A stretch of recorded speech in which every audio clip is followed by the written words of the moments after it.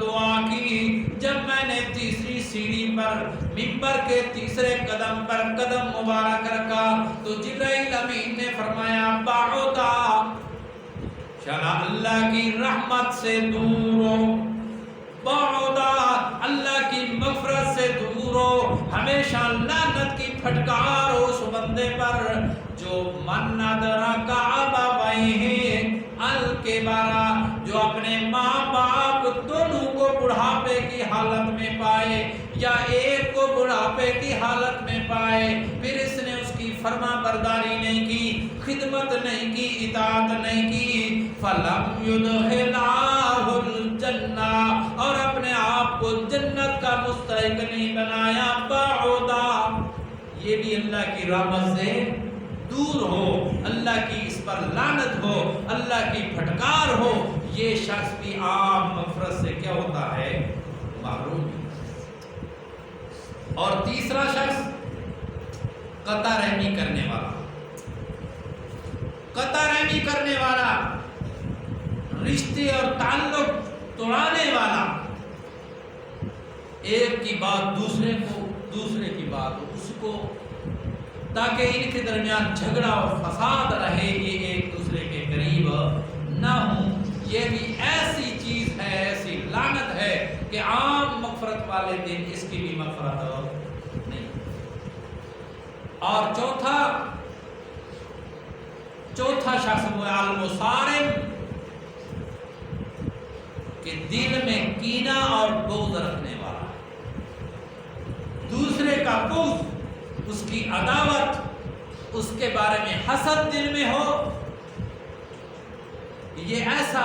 ہے، ایسا برا ہے، ایسا ہے، ویسا ہے، اس کا کوئی فعل اس کو اچھا نہیں لگتا، اس کی اچھائی بھی اس کو برائی نظر آتی ہے، ایسا حسد اور بغض دل میں ہے،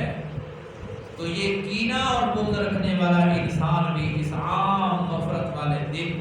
چاہے وہ لیلۃ القدر کی مغفرت ہو، لیلۃ الجائزہ کی مغفرت ہو، رمضان المبارک کی راتوں کی عام مغفرت ہو، کسی مغفرت سے یہ آدمی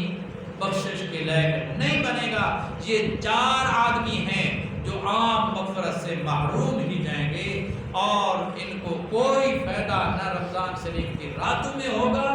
نہ رمضان شریف کے روزے سے ہوگا، نہ لیلۃ القدر سے ہوگا، نہ لیلۃ الجائزہ سے ہوگا۔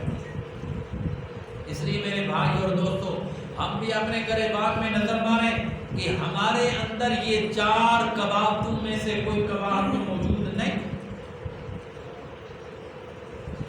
آج کل تو شراب کے عادی بھی بہت ہیں، اور باقی 3 خباثتیں جو ہیں وہ تو شاید ہی کوئی قسمت والا انسان اس سے بچا ہو، چاہے وہ آپ کے والدین یا رشتہ توڑنا ہے توڑنے والا، ناطہ ختم کرنے والا، کینچی ڈالنے والا، اور حسد اور بغض تو ہمارے دلوں میں گھر کی۔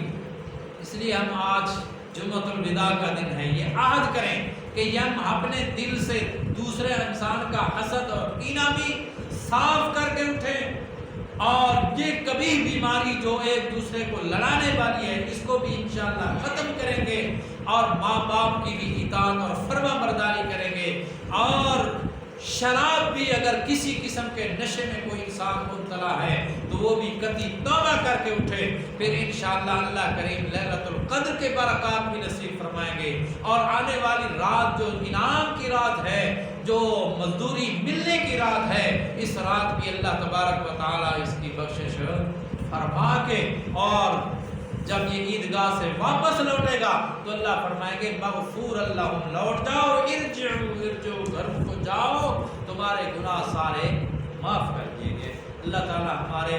سارے گناہ اگلے پچھلے معاف فرمائے، اور اللہ نیک اعمال کرنے کی توفیق عطا فرمائے۔ وآخر دعوانا